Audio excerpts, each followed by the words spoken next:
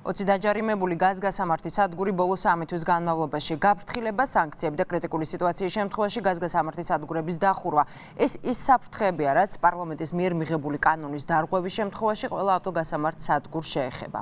ინსპექტირება ამ დრომდე მხოლოდ რეგიონებს მოიცავს, თუმცა სახარბიელო მდგომარეობა არც დედაქალაქშია. ნათია ხართიშვილი დეტალებით. დედაქალაქის მასშტაბით 60-მდე გაზგასამართ სადგურზე ავტომანქანების დაახლოებით 9 ბუნებრივი აირით იტენება. თუმცა ამ ავტომობილებით გადაადგილება მძღოლებისთვის და მგზავრებისთვის არასწორად დატვირთვის შემთხვევაში საკმაოდ რისკის შემცველია. რამდენად სწორად ხდება თქვენი ავტომანქანის ბუნებრივი აირით დატვირთვა და სუფთა არის თუ არა ის გაზი, რომელსაც თქვენი მანქანა მოიხმარს? არა, ვიცი. საერთოდ ვიცი. ესე ძალიან დაკვირვებული ნამდვილად არა ვარ, მაგრამ რო ასხავენ კარგად ეს ვიცი. ვერ გეტყვით. ტექნიკური და სამშენებლო ზედამხედველობის სააგენტო გაზგასამართ სადგურებზე კონტროლს ამკაცრებს. ინსპექტირების შედეგად შემოწმებული 27 ავტოგასამართი სადგურიდან 20 ფულადის სანქცია დაეკისრა. 7-ის შემთხვევაში კი დარღვევების შეფასება მიმდინარეობს. ძალიან ბევრი პუნქტია, შეიძლება გამოყოთ 3 ძირითადი. მათი განთავსების საკითხი. მეორე, აღნიშნულ ობიექტზე განთავსებული ტექნიკური მოწყობილობები და დანადგარები. და მესამე, პერსონალი უნდა იყოს კვალიფიცირებული. შემოწმების შედეგად დარღვევების შემთხვევაში ხორციელდება როგორც საჯარიმო სანქცია, ასევე თუ კრიტიკულია დარღვევა, ახორციელდება ობიექტის გაჩენება.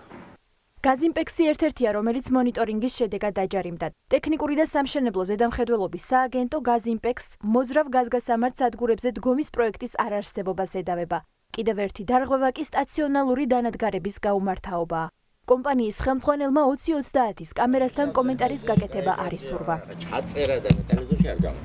აგიტყვი აღარა. ისე თუ გინდა მოგცემ ინტერვიუს. აი რა გითხრა? ინტერვიუ ჩაწერას ნიშნავს. ტელევიზორში გამოსასვლელად მე რა ჯანდება.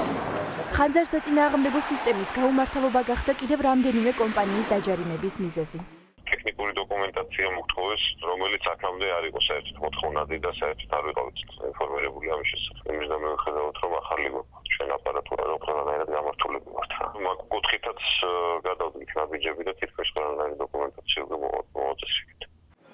არასამთავრობო ორგანიზაცია საგზაო ინიციატივებში სანქციების დაწესებას და კონტროლის გამკაცრებას მიესალმებიან, თუმცა მიიჩნევენ, რომ გზავრების უსაფრთხოებისთვის მხოლოდ ეს საკმარისი არაა. როგორც გაზგასამართის სადგურების უსაფრთხოების სტანდარტები, ასევე უნდა ხდებოდეს მონიტორინგი ავტომობილების უსაფრთხოების სტანდარტებისა, რომლებიც არიან ექსპლუატაციაში ბუნებრივ აირზე და ეს ინიციატივა და ეს რეგულაცია არ უნდა იყოს მხოლოდ გათვლილი ჯარიმებზე, არამედ რეალური მიზანი ამ რეგულაციის უნდა იყოს უსაფრთხოების სტანდარტების დანერგვა. უსაფრთხოების ნორმების მიხედვით ავტოგასამართის სადგურების ფუნქციონირება გაუმართავი ხელსაწყოებით, დანადგარებითა და მოწყობილობებით დაუშვებელია. მონიტორინგი ჯერჯერობით მხოლოდ რეგიონებზე ვრცელდება.